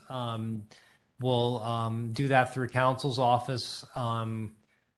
We've made note of the comments that have been received today and those that may be received based upon review of paper or virtual paper. The goal would be to get those comments, to get, a proposed final, and then to be able to establish those bylaws as part of our December convening. It will require, a quorum of the FSS committee to be able to accomplish that. That should be aided, I hope, by the fact of multiple in-person sites. We'll have additional technological hurdles to meet and overcome. On my understanding is people who participate solely virtually do not count towards a quorum under the open meetings law. So we will need to make sure we have that quorum for that purpose and any other things that would need to be voted on, though I'm not aware of any. The second is we'll look to see what we can do in terms of a breakdown, that would, go from, I guess, 5 to potentially 13, it sounds like. And also to add a column that would be the sum of currently contracted amounts.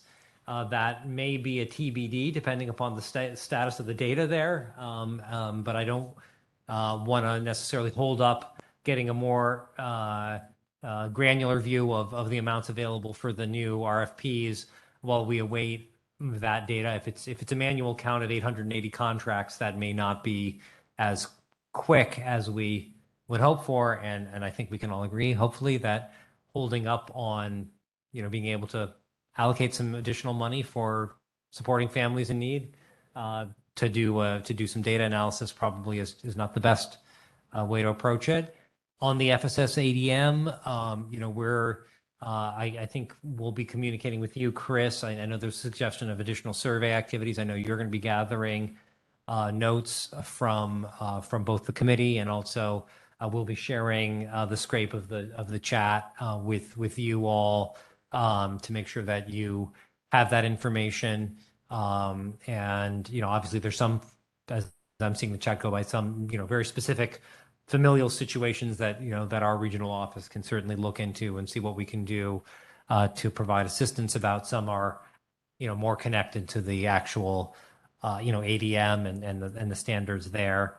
That's our contact information for our statewide FSS coordinator, who is responsible for program administration there. That's Nick Hobson. So that's also an available resource for folks. That's for the FSS program. There's a lot of other folks in the agency who would be dealing with issues impacting families more generally.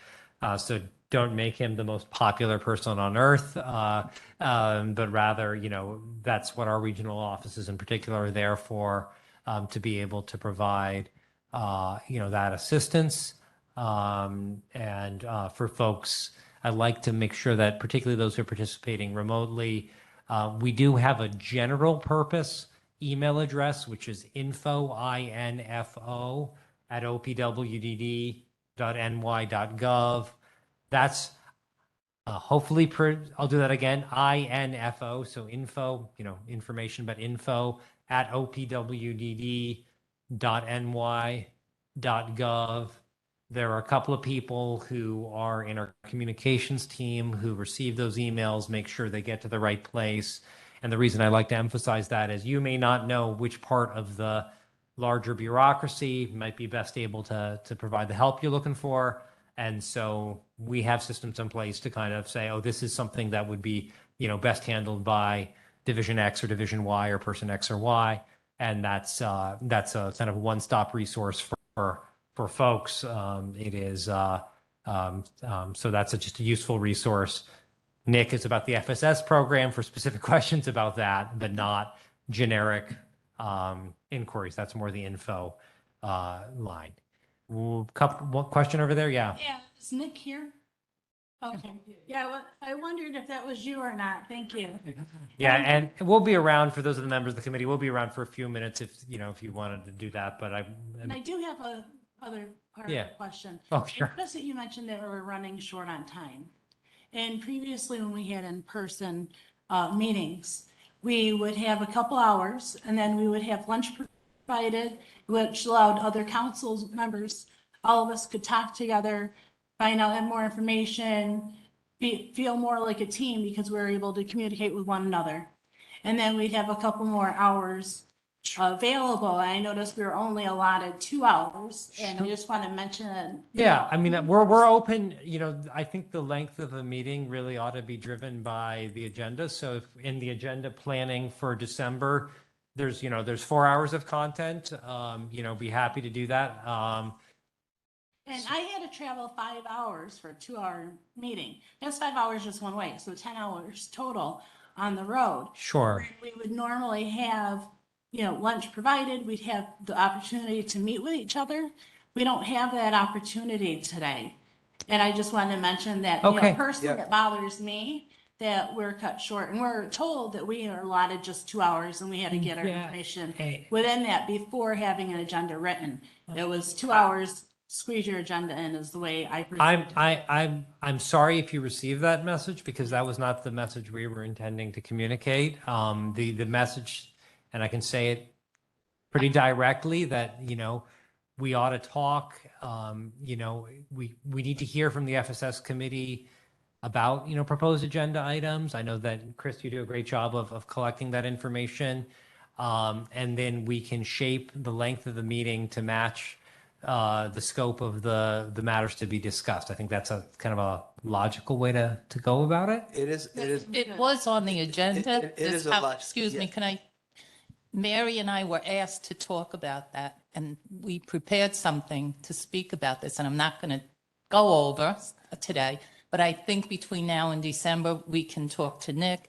We can do it through email, our own little meeting, but the consensus is everyone feels we need more than 2 hours. We get Yeah. cut off. I just, as the next steps, when we got that budget number, now what's the next steps? I would like to know, again, how's that money going to be broken down? Will it be broken down? And also, how are we going to prioritize our needs? It's been from the very local level and it grew to the very regional level. So we have to. So what does the business process look like Exactly. in terms of actually issuing an RFP that says we're looking for service 1 or service 2 as, so I don't know. I guess Yeah, when- we can, yeah, Kathy, we can certainly speak to that. I mean, I think that once the COIs have been signed off on, right, and we can clearly identify if there's any conflicts, we can certainly talk about the frame. And I know some of you have been involved in this over the years, right? How we build out an RFP.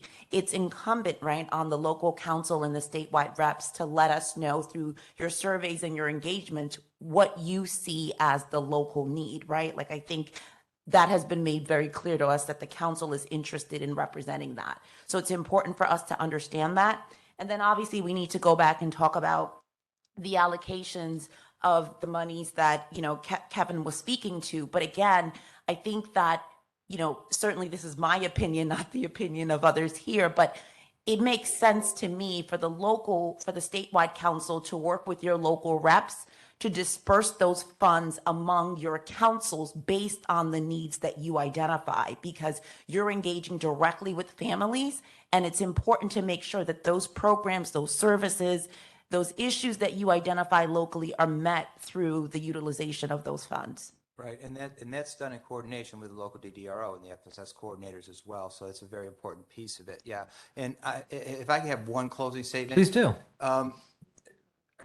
My belief, and you've heard it from me many times, that families are foundational to the success of this entire system, right? So I just want to echo the presentation that Kathy and Mary didn't have an opportunity to make today, and say that we really do need to have more time to be able to address and discuss the issues that are important to the families across the state of New York.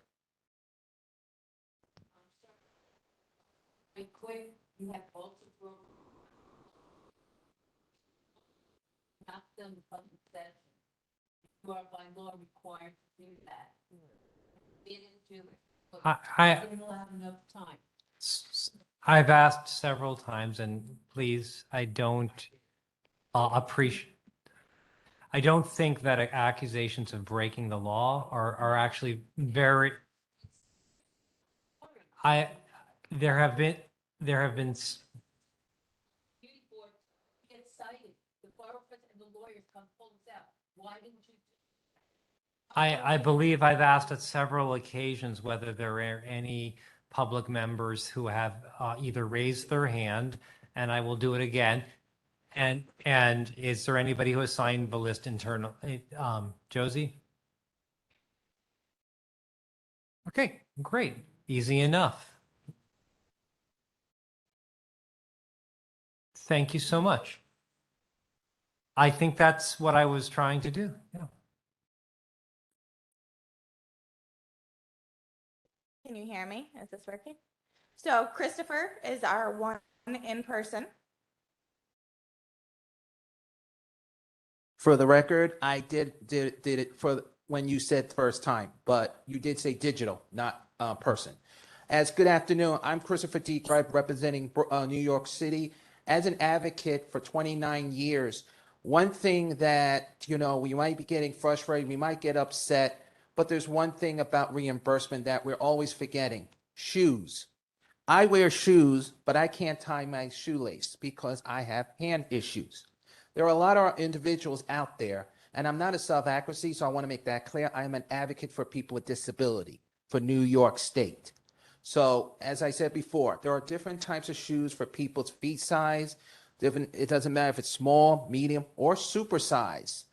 It is very hard to get them because the prices in the United States has gone up 86% high. We need to remind that it is not easy for our families in anywhere in New York to get funding.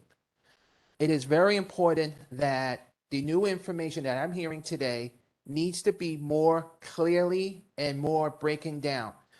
As I see parents, I see individuals, and I do see the agencies are very upset or very confused because the challenge to go into getting certain documents that are there, but it is very hard. The surveys that you say you guys have put out, some of the families are a little saying that what just happened with one page, asking for a one simple question that you used to have.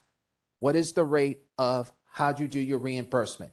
Excellent, good, fair, or poor? That's an easier way to do a chart to know how is the reimbursement's been doing.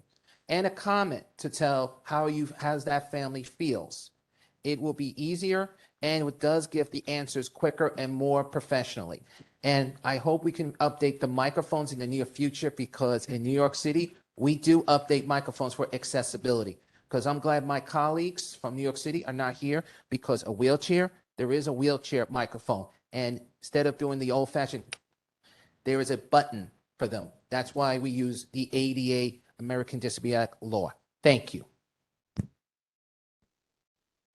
Thank you for that. And Josie, in terms of the folks who have asked to participate remotely, it looks like you're dealing with the aspects of that. So Josie Yankowski will recognize those who have raised their hand virtually, and then I believe unmute them so that they can provide their public comment.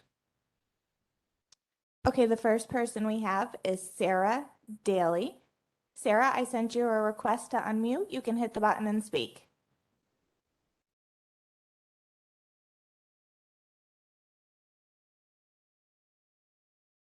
You guys able to hear me? Yes, we can hear you. Okay. My son, he is a level 3 autistic kid who is completely nonverbal. He doesn't know danger. He runs into traffic. And instead of me getting help from anyone, I get none and continually denied. And now I'm a survivor of domestic violence living by myself. And still, nobody is reaching out. No one's helping. Lawyers deny me. Everything's coming into a giant mess. What I want to know is, how are other people getting all this help when they're not even remotely as terribly off compared to this kid. And not one person cares about this kid besides me fighting this completely alone. No one sleeps, goes to bed at night wondering how are they going to keep a roof over their head. I was homeless for multiple weeks, fighting the shelter with bed bugs, with roaches. And they picked up a human trafficker right there. The cops all swarmed, and that's no life for a person like this. Sarah. So all I want to know is what people can do now to fix something. Sarah, would like to reach out to you offline and find out what we can do to be helpful. If you wouldn't mind just sharing with Josie a piece of contact information. I don't want to discuss further your personal family situation in this open meeting, but we would like to reach out to you and see what we can be doing to be helpful. Okay, because that's the biggest thing is seeing so many people going through things like this. And it's like the state people around just don't even consider. Like this kid, he's a risk. I'm on the 3rd floor because they refused to get him on the 1st floor. He jumps out of windows. What does that mean? Yeah. It's like no one's stepping up. I've contacted everybody, reached out to every service, and all they tell me is to give up my kid.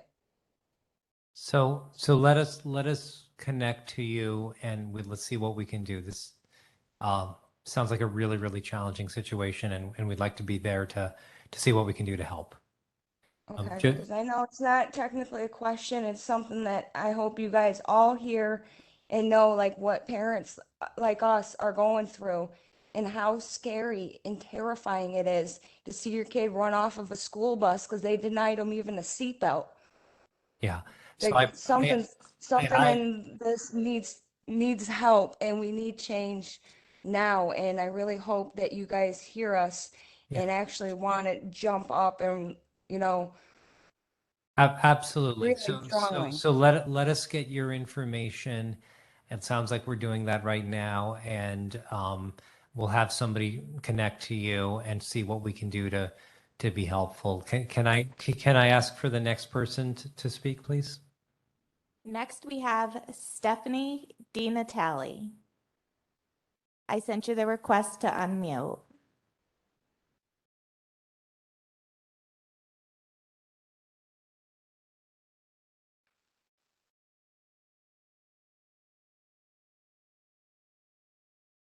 You're unmuted, Stephanie. You can speak.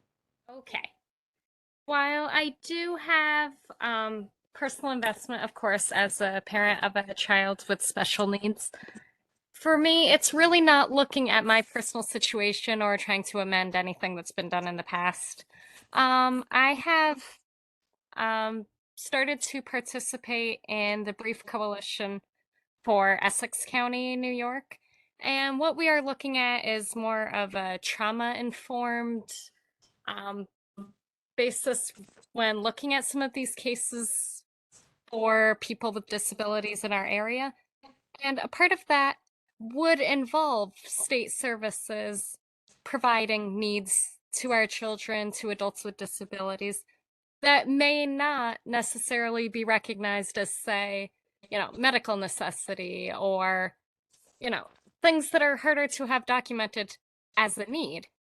While it would be very quick for us to say, well, this child does not need this specific adaptive clothing or other sensory needs per se. The difference between allowing this need or denying this need can change their entire lifestyle at home. We are expecting the parents to be able to maintain this home, to be able to work with this child on a daily basis. But if you have a child who is uncomfortable, who simply is getting frustrated by their clothing, by not being able to express what they need, when you are denying this, you are denying the parent the ability to maintain that household. The child will not be able to work through their emotions, through their frustrations, if these needs are not being met. And if these needs are not being met, you will be forced to increase the budget for respite, for other service providers, for therapists, just to tell you the same thing, that if we are respecting what these child's needs are, we can stop them before they are so escalated and have these needs where they are acting out and becoming aggressive and violent because nobody is addressing it. So that's really what I would like to see more going forward from FSS, supplying some of these needs and recognizing the level of impact that it has on a daily basis and not just medically. It really does make a difference in their mental health and well-being. Thank you for that comment. Josie, do we have anybody else? Yes, we do. Next, we have Jacqueline Tripodi. You can unmute, Jacqueline. You're unmuted.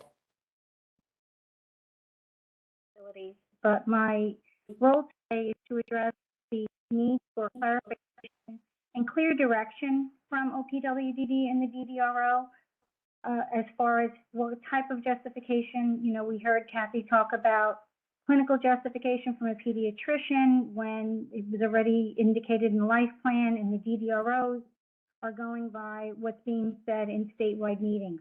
It seems as though in September we can do something because it's in the life plan. Then in October, it's no, it needs to be clinical justification. So my request is for clarification for families, agencies, care coordinators to get direct, clear directions and directives so that we know how we can process the applications appropriately, and we can do that. I do work for an agency as well. So I just want to make sure that we're clear that we want to help families as does everybody else, but we're getting hit with a lot of red tape and a lot of hurdles, which seem to be very unnecessary. So we do look forward to training, because we're even trying to do in-service training for care coordination agencies and trying to educate them that way. Let's do this together. We really need to help these families. Thank you. Thank you for that comment. This is Abiba Kindo, and as I stated, we certainly will be preparing some additional trainings. But I think to the extent that folks have questions that need more immediate clarification, I know that Roger had shared the FSS mailbox that folks can certainly send contact to our statewide coordinator, who is Nick Hobson. Josie, are there any further hands raised, virtual or in person? All right. Well, thank you, Deb, for reminding us all that we should have the open meeting comment period. So having done that, shall we call this meeting to a close and wish each other all a good afternoon? Be well. Thank you, everybody. Thank you.